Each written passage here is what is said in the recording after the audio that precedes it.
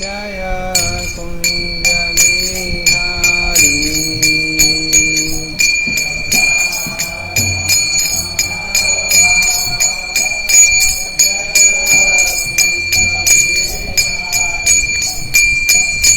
जय राधा माधव जय कुंज बिहारी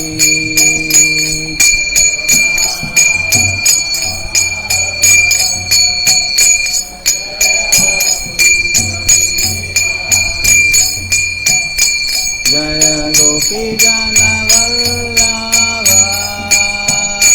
जय गिरिवरधारी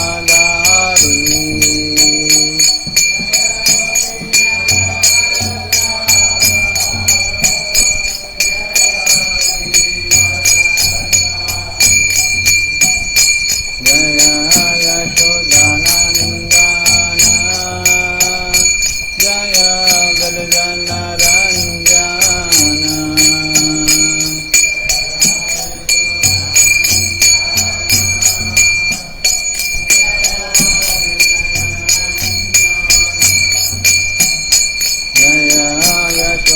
यशोदानंदन जय ब्रजन रंजन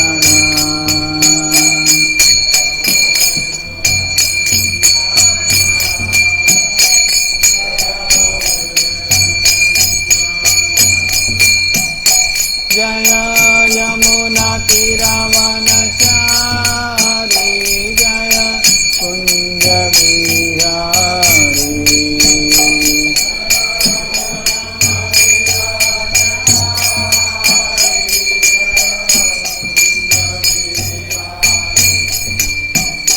जय यमुना तीरवनचारी जय कुंज बिहारी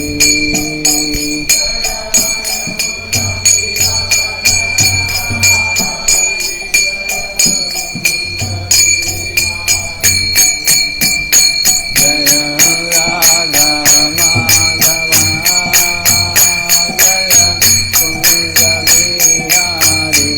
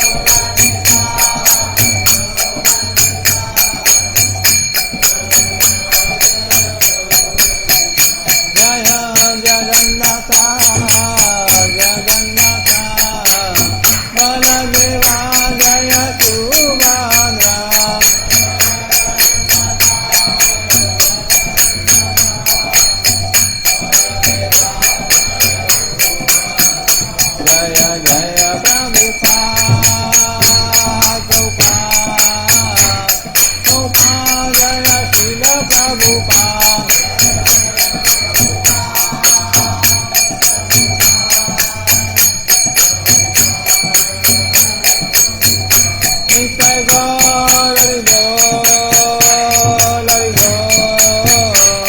हरि बोल नित्य गौर हरि बोल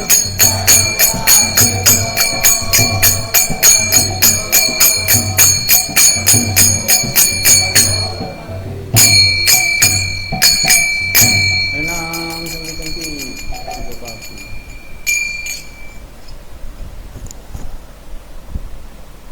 ओम नमो भगवते वासुदेवाय ओम नमो भगवते वासुदेवाय ओम नमो भगवते वासुदेवाय नारायणं नमस्कृत्य नरं चैव नरोत्तमं देवीं सरस्वतीं व्यासं ततो जायामुदीरयेत् नष्टप्रायेषु अभद्रेषु नित्यं भागवत सेवया भगवती उत्तमा श्लोके भक्तिर्भवति नैष्टिकी कृष्णाय वासुदेवाय देवकी नंदनाय च नंदगोपकुमाराय गोविंदाय नमो नमः।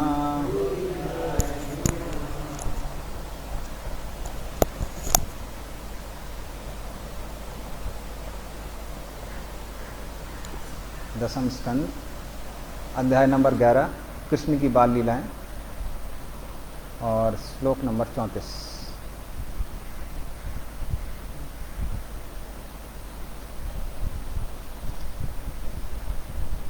तथा यशोदा रोहिण्या एकं शकटम् आस्थिते रेजतु कृष्ण रामाभ्याम तत्कथा श्रवणोत्सुके तथा यशोदा रोहिण्या एकं शकटम् आस्थिते रेजतु कृष्ण रामाभ्याम तत्कथा श्रवणोत्सुके तथा यशोदा रोहिण्या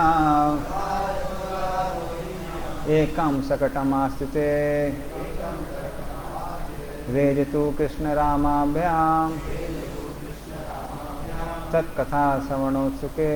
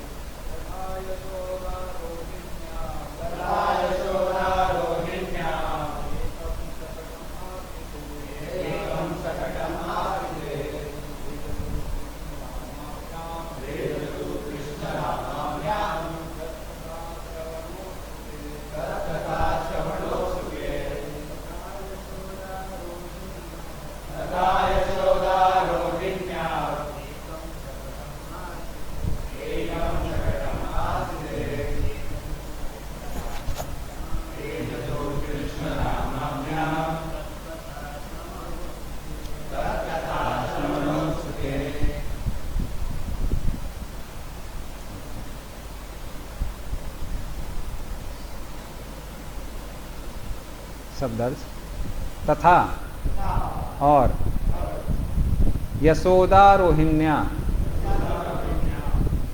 यशोदा तथा रोहिणी दोनों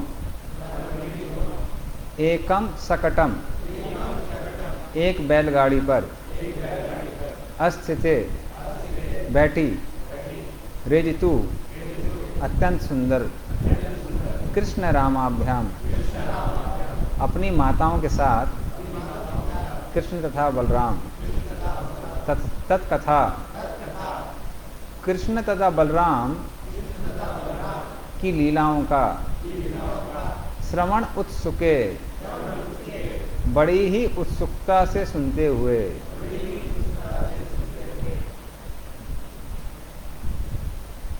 अर्थ और तात्पर्य। अर्थ अथवा तात्पर्य शिल्पोपाद द्वारा शिल्पोपाद की अर्थ। इस तरह माता यशोदा तथा रोहिणी देवी कृष्ण तथा बलराम की लीलाओं के बड़े हर्ष से सुनती हुई, जिससे वे क्षण भर के लिए भी उनसे वियुक्त न हो, एक बैलगाड़ी में उन दोनों के साथ चढ़ गई। इस दशा में वे सभी अत्यंत सुंदर लग रहे थे। ऐसा लगता है कि माता यशोदा तथा रोहिणी क्षण भर भी कृष्ण तथा बलराम से विलग नहीं की जा सकती थी। वे या तो कृष्ण तथा बलराम के पालन पोषण में अथवा उनकी लीलाओं का कीर्तन करने में अपना समय बिताती थीं। इस तरह माता यशोदा और रोहिणी अत्यंत सुंदर दिखती थीं। 33 नंबर श्लोक भी है, उसका तात्पर्य नहीं इसलिए।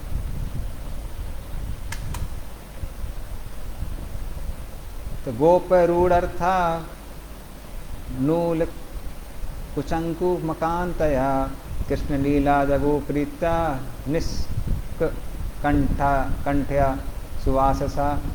बैलगाड़ी में चढ़ी हुई गोपियां उत्तम से उत्तम वस्त्रों से सुसज्जित थीं और उनके शरीर विशिष्ट स्तन ताजे कुमकुम चूर्ण से अलंकृत थे। बैलगाड़ियां पर चढ़ते समय वे अत्यंत हर्षपूर्वक कृष्ण की लीलाओं का कीर्तन करने लगी। और ये श्लोक है, इस तरह माता यशोदा तथा रोहिणी देवी कृष्ण तथा बलराम की लीलाओं को बड़े हर्ष से सुनती हुई, जिससे वे क्षण भर के लिए भी उनसे वियुक्त ना हो, एक बैलगाड़ी में उन दोनों के साथ चढ़ गई। इस दशा में वे सभी अत्यंत सुंदर लग रहे थे। अभी मंगलाचरण करेंगे। ओम अज्ञानतिमिरन्धस्य ज्ञानाञ्जनशलाकया चक्षुरुन्मिलितं येन तस्मै श्रीगुरवे नमः। श्रीचैतन्यमनोभीष्टं स्थापितं येन भूतले स्वयं रूपकदा मह्यं ददाति सपदान्तिकं। वन्देऽहं श्रीगुरोः श्रीयुतापदकमलं श्रीगुरून् वैष्णवांश्च श्रीरूपं सागरजातं सहगना रघुनाथामृतं तं सजीवं साद्वैतं सावधूतं परिजनासहितं कृष्णचैतन्यदेवं श्री राधा कृष्ण पादान सहगना ललिता श्री विशाखामृतांश। नमो ओम विष्णुपादाय कृष्णा प्रेषाय भूतले श्रीमते भक्ति वेदांत स्वामिनिति नामने। नमस्ते सरस्वते देवे गौरवाणी प्रचारिणे निर्विशेषा शून्यवादी पाश्चात्य देशतारिणे। वाञ्छाकल्पतरुभ्यश्च कृपा सिन्धुभ्येव च पतितानां पावनेभ्यो वैष्णवेभ्यो नमो नमः। नमो महावदन्याय कृष्ण प्रेम प्रदायते कृष्णाय कृष्ण चैतन्य नामने गौरतसे नमः। हे कृष्णा करुणा सिंधु दीनबंधु जगतपते गोपसा गोपिका कांत राधा कांता नमोस्तुते। तप्त कांचन गौरांगी श्रीराधे वृंदावनेश्वरी वृषभानुसुते देवी प्रणमामि हरिप्रिये। नीलाचल निवासाय नित्याय परमात्मने बलभद्र सुभद्राभ्याम जगन्नाथाय ते नमः। जय श्री कृष्ण चैतन्य प्रभु नित्यानंद श्री अद्वैत गदाधर शिवासादि गौर भक्तवृंद।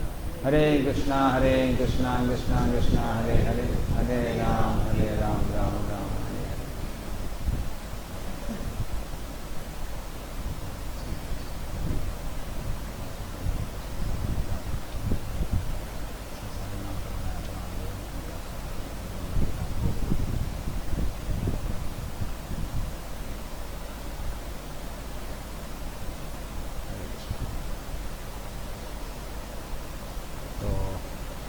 बहुत मधुर प्रसंग चल रहा है।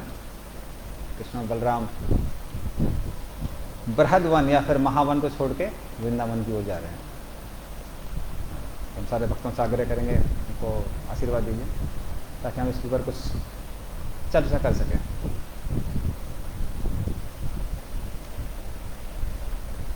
तो हम देखते हैं इस प्रसंग में कि जो नंद महाराज के बड़े भाई हैं, पुराने श्लोकों में देखते हैं।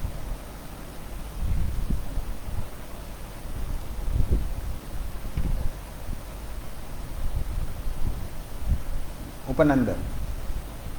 तो अब उपनंद आके सारे गोकुल वासियों के साथ में के समक्ष एक प्रस्ताव रखते हैं। तो उनको बड़ी चिंता हो रही थी कि वृंदावन में बहुत सारे अपशुकन चीज हो रही हैं, वृंदावन में नहीं, यहाँ महावन में या बृहद वन भी नाम है उसका। तो इसलिए उनको चिंता हो रही थी कि चीज़ें ठीक नहीं दिख रही हैं। तो वो सारे ब्रजवासियों के समक्ष और नंद महाराज के समक्ष एक प्रस्ताव रखते हैं। तो बड़े भाई होने की वजह से वैसे उनको ही नंदराज की पोस्ट मिलनी चाहिए, लेकिन क्योंकि वो देखते हैं कि नंद महाराज में ज़्यादा गुण हैं, इसलिए वो नंद महाराज को रिक्वेस्ट करते हैं कि आप ही नंदराज बन जाइए। तो ये आध्यात्मिक जगत में या फिर संभव है, आजकल नहीं है। आजकल सब लोग पोस्ट पोजीशन ऑक्यूपाई करना चाहते हैं। और नंद महाराज भी बोल रहे थे नहीं नहीं आप बड़े हैं, हम कैसे आपका हम ये पदवी ले सकते हैं।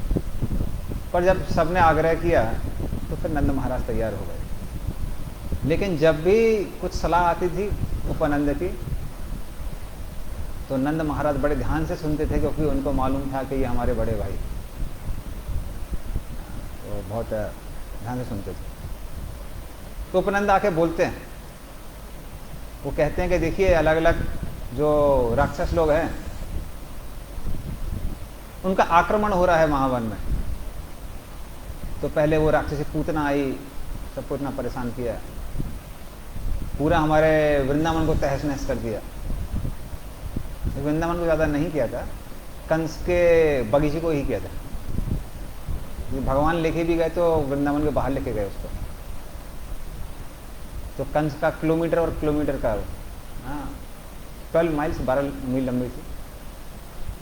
तो 12 मील लंबा जो आम का बगीचा था और भी अलग अलग पेड़ थे, पूरा बगीचा उजाड़ दिया था ताकि कंस को खबर मिल जाए कि कुछ बड़ा हुआ है। लेकिन वो कह रहे थे कि देखिए वृंदावन में ऐसा हो रहा है। तो पहले वो आया, फिर तृणावर्त आया, सक्टासुर, फिर अभी ये 2 पेड़ हैं, पेड़ गिर गए हैं। तो ऐसा लग रहा है कि बहुत अपशकुन हो रहा है इस बृहद वन में या फिर महावन में। तो गोकुल महावन बहुत अच्छी जगह नहीं है। तो जो भी अपशकुन हो रहा है वो जगह की वजह से ही हो रहा है, क्योंकि कृष्ण की वजह से तो नहीं हो सकता है। वैसे कृष्ण के आने के बाद ही सारे राक्षस लोग दिखाई पड़ रहे हैं, लेकिन ये कृष्ण की वजह से नहीं हो सकता है। क्यों नहीं हो सकता है? तो 2 कारण देते हैं कि आपके कुल में जिसका भी अभी तक जन्म हुआ है उनकी वजह से शुभ और समृद्धि ही आई है वृंदावन में। तो आपके कुल में जिसका भी जन्म हुआ है सबकी वजह से सौभाग्य आया है वृंदावन के अंदर, ये पूरा ब्रजमंडल के अंदर। इसलिए कृष्ण के जन्म के कारण ऐसा नहीं हो सकता है। दूसरा कारण वो बताते हैं, गर्ग मुनि कह के गए हैं कि जो ये कृष्ण है वो भगवान विष्णु जैसे ही है। तो क्योंकि कृष्ण भगवान विष्णु जैसे ही है तो इसके कारण तो अपशकुन नहीं हो सकता है। तो अगर कोई बोलेगा कृष्ण के जन्म के बाद में ही सारे राक्षस लोग आए हैं, तो कृष्ण के कारण नहीं आए, क्योंकि कृष्ण भगवान विष्णु जैसा ही है। तो उसकी गलती नहीं हो सकती है। तो गलती एक ही चीज़ की हो सकती है जो तर्क के हिसाब से दिखाई पड़ता है। तो तर्क के अनुसार ये जगह की गलती है। तो गोकुल महावन के कारण ही सारे असुर लोग एक ही करके आके आक्रमण कर रहे हैं। और फिर वो कहते हैं कि वैसे हमारे लिए 3 ही जगह बनी है, गोकुल महावन, वृंदावन और नंदीश्वर, जो कि आपका नंदगांव आ जाता है, बाद में नंदगांव बनता है। तो कह रहे यही 3 स्थान है। लेकिन जहाँ तक नंदीश्वर की बात आती है, नंदीश्वर में पहले से ये अरिष्टासुर ने बड़ा आक्रमण किया हुआ है, तो नंदीश्वर जा नहीं सकते हैं। तो इसलिए इन दोनों के बीच की जो भूमि है, महावन के और नंदीश्वर के बीच की, ये वृंदावन जो है, तो वृंदावन अच्छी भूमि है, यहाँ पर जाना चाहिए। क्योंकि महावन में तो बहुत सारे राक्षस लोग आ रहे हैं, तो अच्छी भूमि नहीं दिख रही है। तो वैसे कृष्ण भगवान ही परमात्मा के रूप में उपानंद को इंस्पायर करते हैं ऐसा बोलने के लिए, क्योंकि उनका वृंदावन जाने का बहुत मन था, इसलिए कृष्ण भगवान ये सारी लीलाएं रचते हैं। और फिर वो वृंदावन की प्रशंसा करते हैं, कैसे वृंदावन इतना सुंदर स्थान है। तो कहते हैं वृंदावन सभी अच्छे गुणों से परिपूर्ण है। यहाँ पे जो भी मौसम आते हैं, सर्दी हो, गर्मी हो, बारिश हो, हर मौसम बहुत मधुर है। तो बहुत मधुरता दिखाई देती है हर मौसम में। तो आज से कई साल पहले, 25-30 साल पहले, तो जो लोग वहाँ जाते थे वो बताते थे कि पहले वृंदावन की भूमि हमेशा थोड़ी सी गीली रहा करती थी और एकदम सॉफ्ट। अभी शायद पॉल्यूशन का कुछ फर्क आ गया है।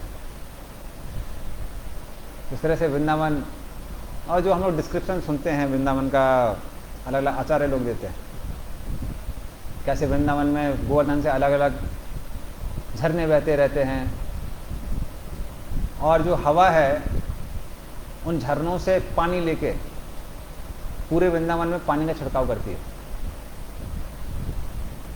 और सारा पूरा वृंदावन की जो भी गलियां हैं, सड़कें हैं, वो दोनों जगह से वृक्षों से ढकी रहती है। इसलिए सूर्य की बहुत कम ही किरण गिरती है नीचे, ज़्यादा नहीं गिरती है। इसलिए सूर्य की किरण कभी भी इतनी नहीं गिरती है कि वो जो पानी आ रहा है उसको सुखा पाए। इसलिए वृंदावन की जो भूमि है हमेशा थोड़ी सी गीली रहती है।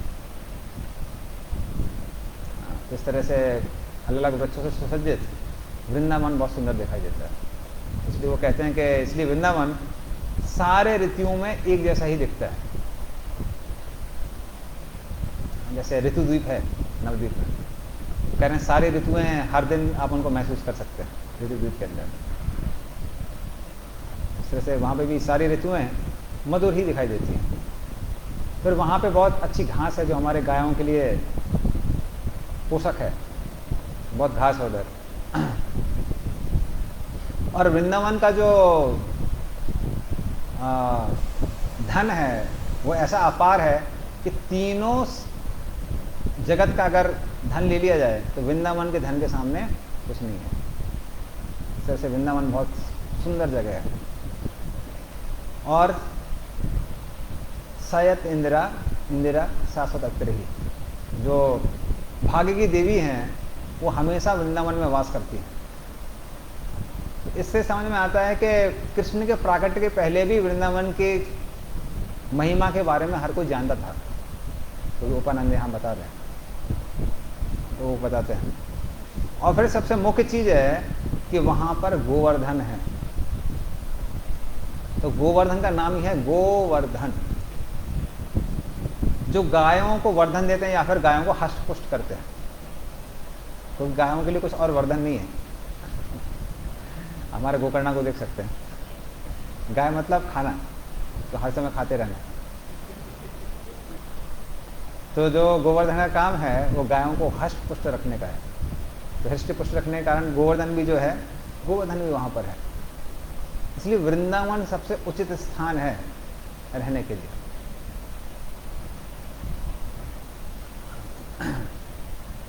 तो थोड़ा सा हम 5-10 मिनट गोवर्धन और वृंदावन के बारे में बताते हैं, फिर आगे बढ़ेंगे। तो गोवर्धन के जो ऊंचे ऊंचे शिखर हैं वो सुमेरु से भी सुंदर दिखाई देते हैं। तो महेंद्र पर्वत हो, सुमेरु हो, तो इन सब से भी सुंदर दिखाई देते हैं। भले ही सुमेरु स्वर्ण का बना हुआ है, लेकिन गोवर्धन क्योंकि आध्यात्मिक है इसलिए उनसे भी ज्यादा सुंदर दिखाई देते हैं। गोवर्धन में अलग अलग गुफाएं हैं जो सर्दी में गर्म, गर्मी में ठंडी रहती है।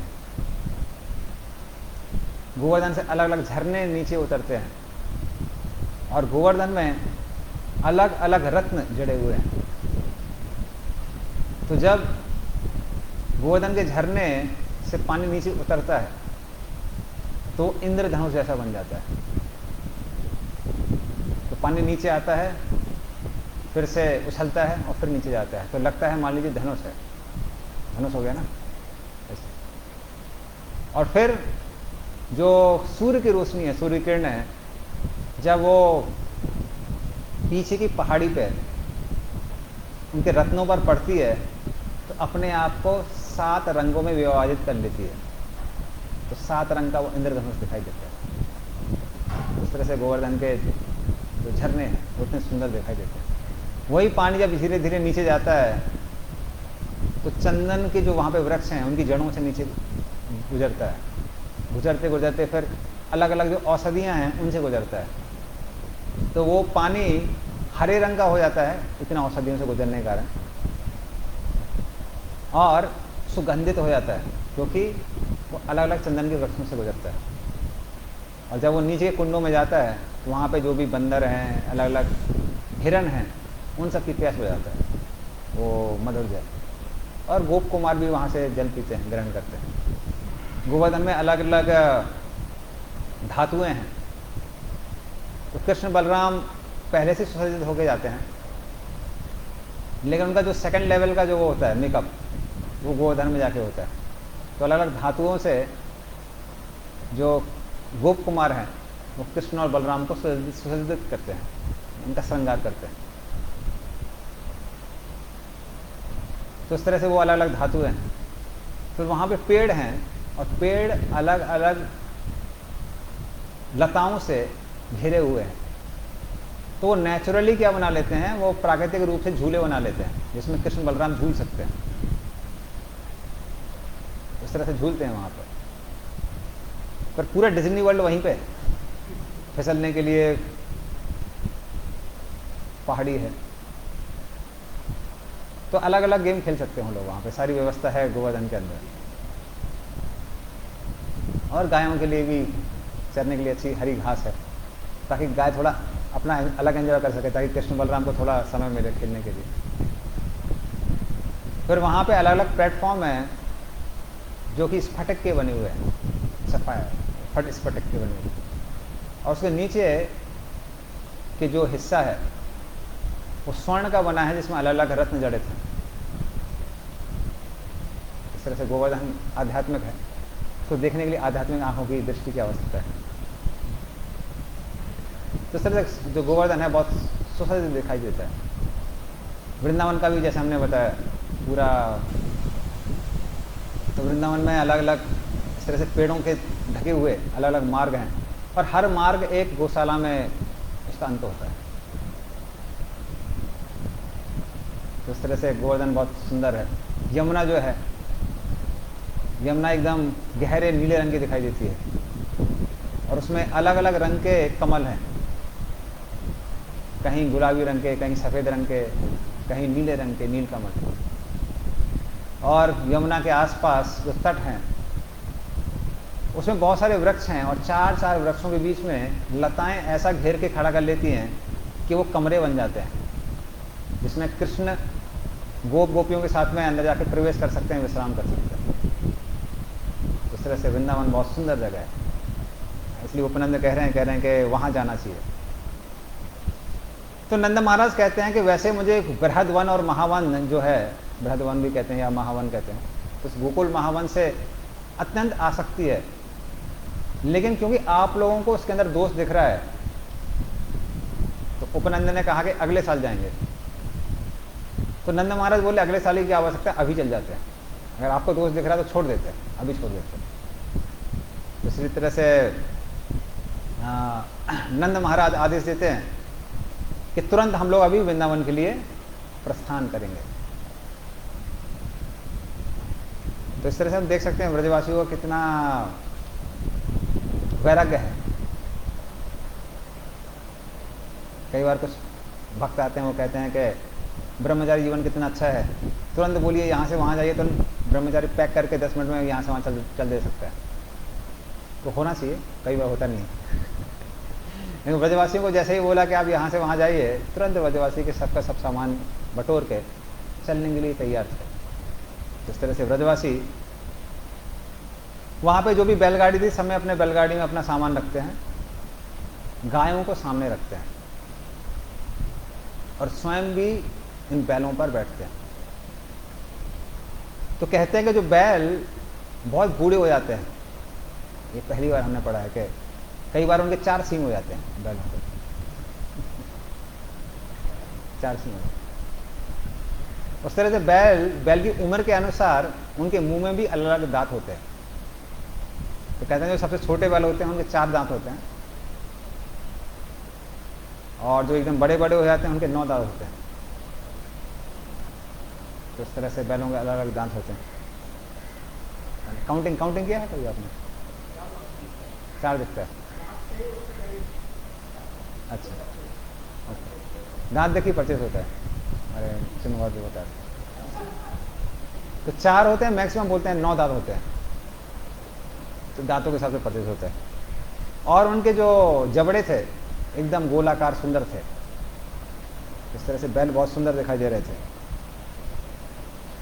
उनके गले में, जैसे हमारे बैलों के गले में घंटियां बंधी हुई थी, सारे बैलों के गले में। और कुछ और भी था जो हम नहीं कर सकते हैं। सबके सींग सोने से जड़ित थे, स्वर्ण। सबके जो सींग थे वो स्वर्ण जड़ित थे बैलों के। लेकिन भले ही वो बैलगाड़ी को हाँक के आगे लेके जा रहे थे, लेकिन किसी की भी नाक से रस्सी नहीं निकली हुई थी। तो रस्सी की आवश्यकता नहीं थी, वो स्वतः ही जा रहे थे। शायद हमारे बैल में ऐसा बांधा होगा, सींग पे तो नहीं बांधा होगा, उसको गोकर्णा को सींग में बांधना पड़ता है।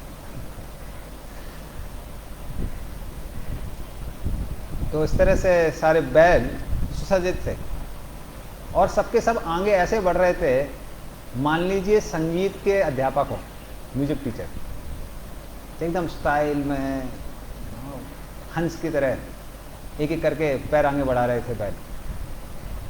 तो सबसे पहले आगे गाय थी, फिर पीछे ये सब बैलगाड़ियां थी। और बैलगाड़ियां ये भी बहुत सुंदर रूप से सुसज्जित थी, सारी बैलगाड़ियां। तो इनके सबसे ऊपर कैनोपीस, और ऊपर कवर लगा हुआ था। ऐसा नहीं है कि खुली हुई थी, ढकी हुई थी। और ये अलग अलग रंगों की बनी हुई थी, लाल, गुलाबी, हरी, नीली, पीली। तो बहुत सुंदर दिखाई दे रही थी।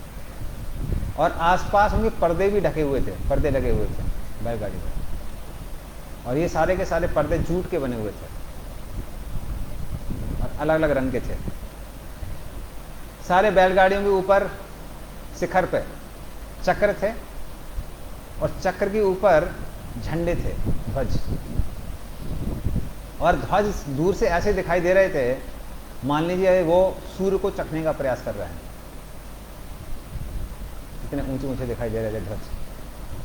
तो इस तरह से जो बैलगाड़ियां थी बहुत सुंदर दिखाई दे रही थी। और उनको बैलों पे लकड़ी की काठी से जोड़ा गया था, और उन सबके अंदर अलग अलग धातुओं के मटके रखे हुए थे।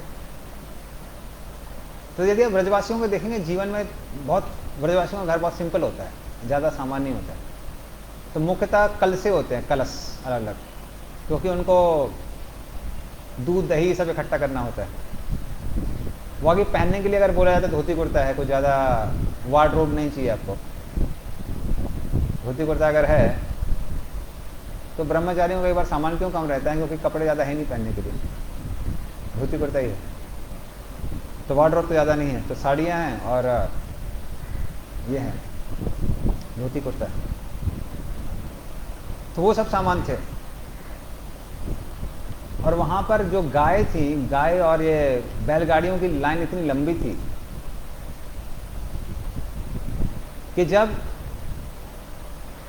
देवतागण ऊपर से देख रहे थे तो उनके मन में अलग अलग विचार आ रहे थे कि वो कैसा दिखाई पड़ रहा है। तो वो लोग बोल रहे थे ऐसा लग रहा है, तो गाय क्योंकि सफ़ेद रंग की थी और बैल भी सफ़ेद रंग के थे, तो ऐसा लग रहा था मान लीजिए सूर्यधुनी जो गंगा है वो यमुना जी से मिलने के लिए आई है।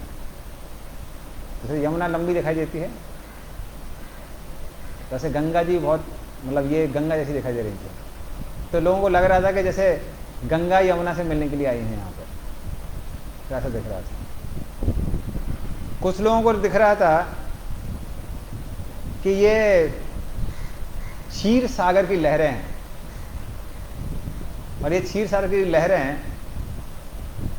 वृंदावन की रज को अपने सर पे लेने के लिए आई है, क्योंकि वृंदावन की जो रज है वो क्षीर सागर, भले ही भगवान विष्णु वहाँ पर रहते हैं, तो ब्रज की जो रज है वो उससे भी ज़्यादा प्रभावशाली है और उससे भी ज़्यादा शक्तिशाली है आध्यात्मिक रूप से। तो इसलिए ऐसा लग रहा था, मान लीजिए क्षीर सागर की जो लहरें हैं वो व्रज की धूलि को अपने सर पर लेने के लिए आई। फिर कुछ देवताओं को लग रहा था, ये लगता है अनंत से यहाँ पर आए हुए हैं, तो अनंत से सफेद रंग के, तो अनंत से यहाँ पर आए हुए हैं, लगता है उन्होंने भगवान विष्णु की सेवा छोड़ दी है और प्रण लिया है कि अभी वृंदावन में ही वास करेंगे, तो सेवा छोड़ के भाग के आ गए। तो वैसे अनंत से का भी भगवान विष्णु की सेवा छोड़ते नहीं है, लेकिन क्या करें, वृंदावन का माधुर्य इतना ज़्यादा आकर्षक है कि उनकी भी सेवा छोड़ के आ गए।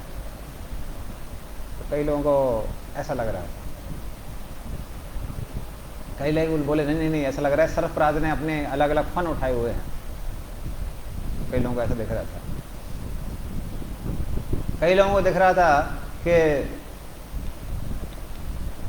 भूदेवी ने गले में एक मोतियों की माला पहनी हुई है, तो भूदेवी के गले में वो सारी की सारी गाय और बैल मोतियों की माला जैसे दिखाई दे रहे थे। तो इस तरह से अलग अलग देवता गण उनको अलग अलग रूप से देख रहे थे, अलग अलग दृश्य उनको दिखाई दे रहा था। और जो वहाँ पे बैलगाड़ियाँ थी वो ऐसे लग रहे थे, मान लीजिए ये सुमेरु पर्वत के बच्चे हैं, ये उतने ऊंचे ऊंचे दिखाई दे रहे थे, सुमेरु पर्वत के बच्चे जैसे दिखाई दे रहे थे ये सारी की सारी बैलगाड़ी। और जब बैलगाड़ी वहाँ से गुजर रही थी इतनी धूली ऊपर उठ रही थी कि कई लोगों को लग रहा था कि लगता है कोई किला वो हवा में बन रहा है, तो किले की दीवारें जैसी दिखाई दे रही थी वो धूली, लेकिन उसका बेसमेंट नहीं दिख रहा था, छत भी नहीं दिखाई दे रही थी, सिर्फ दीवारें दिखाई दे रही थी किले की। तो इस तरह से धूली ऊपर उठ रही थी। वृंदावन में जाएं तो धूली बहुत उठती है, कई बार भक्तों के फेफड़ों में भी पहुंच जाती है, खांसते रहते हैं। इस तरह धूली ऊपर उठ रही थी, हवा में जा रही थी। और कई लोगों को लग रहा था कि धरती माता दोबारा भी क्षीर सागर में जाएंगी और भगवान विष्णु से दोबारा मिलेंगी। अभी अभी मिलके आई थी, जिसकी वजह से कृष्ण प्रकट हुए हैं, लेकिन लग रहा था कि सेटिस्फाइड नहीं है अपने अभी भी, इसलिए दोबारा मिलने जा रही हैं। तो कई लोगों को ऐसा लग रहा था। इस तरह से धूल जो है वो उड़ उड़ के ऊपर जा रही थी आसमान की, और आसपास बहुत सारे गोप लोग धनुष बाण लेके गायों की और स्त्री और बच्चों की रक्षा कर रहे थे। तो इस तरह से गाय पहले थी, फिर ये सब बैलगाड़ियां थी, और बैलगाड़ियों के पीछे में गोप लोग थे, और आसपास काफ़ी सारे जो गोप लोग थे वो धनुष बाण लेके पूरे दल की रक्षा कर रहे थे। तो इस तरह से ये सारा का सारा जो काफिला बोलिए जो भी बोलिए आगे बढ़ रहा था, तो सबके सब आगे बढ़ रहे थे। और एक बैलगाड़ी में यशोदा रोहिणी, जो कि इस श्लोक में आता है, तो कृष्ण और बलराम के साथ बैठी हुई थी एक साथ। तो इसलिए नहीं क्योंकि जगह की कमी थी नंद महाराज के पास। कई लोग सोचेंगे नहीं नहीं नहीं भाई जगह की कमी है इसलिए एक साथ बैठे हुए हैं, इसलिए बैठे हुए थे क्योंकि कृष्ण बलराम एक दूसरे से दूर नहीं रह सकते, और रोहिणी यशोदा कृष्ण बलराम से दूर नहीं रह सकती। तो या तो वो कृष्ण बलराम की सेवा करती थी, या कृष्ण बलराम के बारे में की लीलाओं की चर्चा करती थी। और क्योंकि वो कृष्ण बलराम से दूर नहीं रह सकती हैं, इसलिए वो एक साथ एक बैलगाड़ी में बैठे हुए थे। और वो सबके सब ऐसे दिख रहे थे, मान लीजिए कोई गुफा में बहुत सारे रत्न हो, तो कृष्ण बलराम रोहिणी और यशोदा रत्न की तरह दिखाई दे रहे थे, और वो जो बैलगाड़ी थी वो एक गुफा की तरह दिखाई दे रही थी दूर से। और रोहिणी और यशोदा आपस में कृष्ण बलराम की अलग अलग लीलाओं की चर्चा कर रही थी, पर दूर से देखने में ऐसा लग रहा था कि आपस में झगड़ा कर रही है।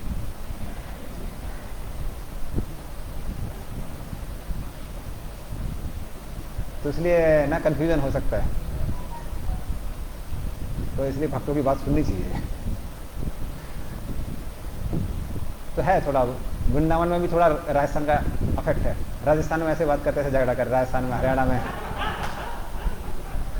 हरियाणा में तो एकदम लठमार भाषा बोलते हैं। जब बोलते हैं तो ऐसा बोलता है, लगता है लठ मार रहे हैं। तो आपसे बोलेंगे भी तो आप बैठो तो ऐसा लगता है जैसे कि नो मारेंगे अभी। दूर से लग रहा था हमारे झगड़ा कर रहे हैं, लेकिन आपस में कृष्ण बलराम क्या कर रहे थे, उनकी लीलाओं को श्रवण कीर्तन कर रहे थे। और इस तरह से जब वो लोग आगे बढ़ रहे थे तो एडवांस पार्टी जो है, एडवांस पार्टी अभी लौट के आ रही थी। तो एडवांस पार्टी आके मिलती है नंद महाराज से, उपनंद से, इन सब लोगों से। और फिर तब तक यमुना का तट आ जाता है। तो लगभग इस समय रात्रि का समय हो रहा था। तो सबको लगता है कि इस समय यमुना को क्रॉस करना, यमुना को पार करना उचित नहीं है, क्योंकि इतने सारे लोग हैं, सबको पार करना है तो काफ़ी मुश्किल होगा। तो नंद महाराज के आदेश देने से पहले ही सारे ब्रजवासी समझ जाते हैं क्या करना है। तो फटाफट वहाँ पर रुकने की तैयारी कर लेते हैं। तो सबके सब अपना टेंट बना के वहाँ तैयार हो जाते हैं। और सब लोग इतने एक्सपर्ट थे कि अलग अलग कपड़ों का, कपड़े वो लेके आए थे, सबका टेंट बनाना चालू कर देते हैं। उस तरह से पूरा जो ग्रुप था उसको 4 भागों में विभाजित किया जाता है, डिवाइड किया जाता है। और बीच बीच में बड़े बड़े रोड थे। तो सब था उनका, ऐसा लगता है बाजार के लिए जगह है, हर चीज़ के लिए जगह है। तो सब कुछ उनका रेडीमेड एक फंक्शन था जिसके तहत वो सबके सब बना लेते हैं। और फिर सबके सब वहाँ विश्राम करने लगते हैं। तो जैसे जैसे सूरज ढलता है, तो सूरज ढलने के साथ में जो आदमी लोग थे उनकी परछाई लंबी होती जाती है और गायों की परछाई मोटी होती जाती है। तो हम लोग ऑब्जर्व कर सकते हैं रात के समय। तो इस तरह से रात्रि का समय आता है और सब लोग विश्राम करने लगते हैं। और सूर्य उदय के 3 घंटे पूर्व सारे ब्रजवासी उठ जाते हैं और नहा धो के सबके सब अपना स्वस्ति वचन वगैरह और जो भी यज्ञ वगैरह था वो सब करते हैं। द्वापर युग था, जप नहीं कर रहे थे, तो ये सब करना चालू कर देते हैं। और फिर सब गायों की आवाज़ ना, फिर लोग अपने अपने बाजे बजाते हैं। तो वो सारी जो ध्वनि थी वो सब उठने लगती है जैसा सूर्योदय होता है। और फिर गायों का दूध निकालना, तो वो इस समय भी चल रहा था। तो सबके सब गायों का दूध निकाल रहे थे और मंथन भी चल रहा था, दही का मंथन भी चल रहा था। काम नहीं रुक रहा था, अपना वो चल रहा था। और उसकी जो ध्वनि थी, मधुर ध्वनि, तो जब घड़े में जब मंथन होता है दही का, तो मृदंग जैसी आवाज़ आती है। तो मृदंग जैसी जो ध्वनि थी वो पूरे आसमान में व्याप्त थी, तो सब जगह व्याप्त हो जाती है। और जब ये सबका सब पूरा हो जाता है, फिर उसके बाद में वो लोग डिसाइड करते हैं कि अभी हमको नदी क्रॉस करनी चाहिए। तो क्या करते हैं, पहले गायों को बेचते हैं। तो गायें तैरती तैरती आगे जाती हैं। तो गायों के सींग, जो सर था उनका सर, और हमको क्या बोलते हैं हिंदी में, हाँ, कुबड़, हाँ कुबड़। तो कुबड़ और सर वो ऊपर दिख रहा था और गाय नीचे थी। लेकिन वो जो पूंछ थी, पूंछ गीली होने के कारण नीचे छुप गई थी, पूंछ दिखाई नहीं दे रही थी। तो इस तरह से गायें तैरती तैरती यमुना को पार करके उस साथ चली गई। लेकिन वहाँ जाने के बाद बहुत थक गई थी, तो वहीं पे विश्राम करने लगी। फिर गायों के बाद में बैलों को भेजा गया। बैल और सांड जो थे सबके सब पार कर रहे थे। और जब यमुना की लहरें उनके पास आ रही थी, तो उनसे बैल सबके सब उनको सींग मार के उनसे लड़ने का प्रयास कर रहे थे। तो उनका मूड थोड़ा अलग होता है बैल का, खासकर सांड का तो और भयंकर होता है मूड। तो उस तरह जो लहरें रही थी उनसे धक्का मुक्की कर रहे थे। तो इस तरह से वो भी आगे जाते हैं।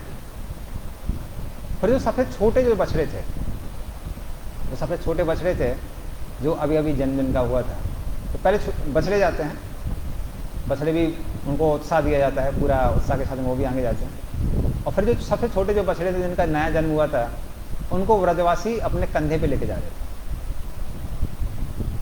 तो एक कंधे से उनको उनका पैर पकड़े हुए थे और दूसरे से वाकीकार कर रहे थे व्रजवासी। तो उस तरह से वो लोग जाते हैं। फिर वहाँ पे बड़ी बड़ी नावें आती हैं, और नाव तो जो बड़ी बड़ी नाव थी उनका डिस्क्रिप्शन देके समझ में आ जाएगा कि यमुना जी उस समय बहुत चौड़ी थी। आजकल उतनी बड़ी नाव बनी नहीं पाएगी, चलेगी नहीं, वो फंस जाएगी। तो बड़ी बड़ी नाव थी जिसमें बैलगाड़ी भी लदी हुई थी। तो सारी बैलगाड़ियों को ये नाव इस पार से उस पार लेके गई। सारी सारी बैलगाड़ी इस तरह से भी वो भी उस पार जाती हैं, सारा सामान उस पार जाता है, स्त्रियां बच्चे वो जाते हैं। और जब कृष्ण बलराम जिस नाव में बैठे हुए थे, तो कृष्ण ने शायद यमुना के पहले दर्शन नहीं किए थे लग रहा है। तो कृष्ण देख के बहुत उत्साहित हो जाते हैं, और फिर यशोदा जी के गोद से उतर के वो नाव का नीचे का हिस्सा छूने का प्रयास कर रहे थे, नीचे हाथ डाल रहे थे। तो यशोदा जी को चिंता हो रही थी ऐसा ना हो कि नीचे कोई मगर है या फिर कोई और प्राणी है, वो कृष्ण के हाथ को काट ले। तो वो छुड़ाने की कोशिश कर रहे थे, कृष्ण सुन नहीं रहे थे। तो जिद की वजह से अपना नीचे हाथ लगाए हुए थे। तब तक नंद महाराज वहां पर आते हैं, फटाफट कृष्ण को उठाते हैं और अपनी गोद में रख लेते हैं। फिर कृष्ण शांत हो जाते हैं। तो इस तरह से कृष्ण बलराम भी उस नाव को पार करके उस पार जाते हैं। और ऐसे ब्रजवासी जब उस पार जाते हैं, फिर वो वृंदावन पहुंचते हैं, और वृंदावन में आधा गोला आकार का फटाफट एक नगर निर्माण कर लेते हैं। तो वो नगर मात्र बैलगाड़ी और पीछे कटीले वृक्षों से ढका हुआ था। अभी भी कटीले वृक्ष हैं वृंदावन के अंदर। पहले हमने सोचा कि ये नए होंगे, बाद में चलो पहले भी थे। तो ये सुरक्षा के लिए रखे जाए थे ये कटीले वृक्ष थे। बम्बू के उसके बबूल के पेड़ होते हैं, बबूल के पेड़ बहुत ज़्यादा है। इसीलिए कई बार हमारे भक्त लोग जब परिक्रमा करते हैं तो बबूल के पेड़ को देख के बहुत गुस्सा आता है, कांटे चुभते रहते हैं। लेकिन वो सुरक्षा के लिए रखे गए थे। तो वो पीछे सारे के सारे वृक्ष थे, बैलगाड़ियाँ थी, और फिर आगे भी बहुत विवरण आता है डिटेल कि कैसे उसके अंदर ही नगरी बसी हुई थी पूरे वृंदावन की। तो वो जो आकार बनता है उसको संस्कृत में छठीकरा बोलते हैं, इसलिए अभी भी उस जगह का नाम छठीकरा है। तो इस तरह से वृंदावन का फटाफट निर्माण किया जाता है। और इस तरह से कृष्ण बलराम गोकुल महावन से वृंदावन पहुंचते। तो 9:30 हो गए एग्जैक्टली टाइम। तो बाकी डिटेल हम लोग नेक्स्ट क्लास में सुनेंगे, नेक्स्ट क्लास। हरे कृष्ण। गंधराज श्रीमद् भागवतम की